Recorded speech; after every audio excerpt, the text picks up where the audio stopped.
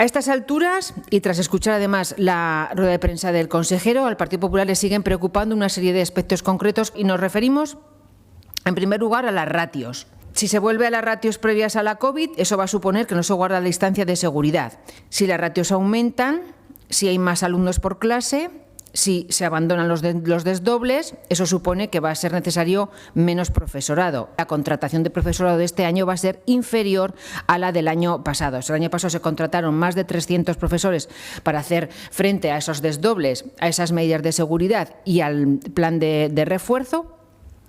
Este año no se va a contratar tanto profesorado, y ha dicho que se va a quedar en torno, puede que no llegue al 50% de ese profesorado, con lo cual disminuye, como digo, el personal con el que van a poder contar los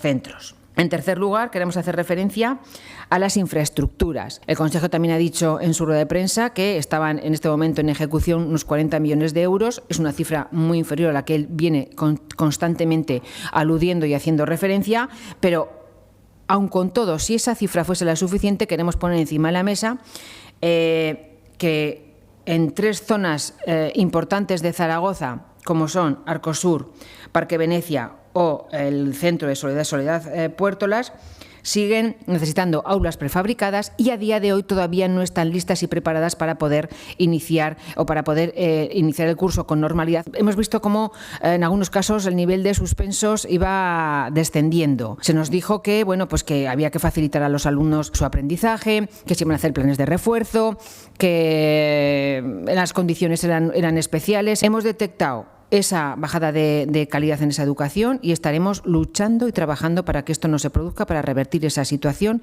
y para conseguir que la calidad de los alumnos sea la máxima posible.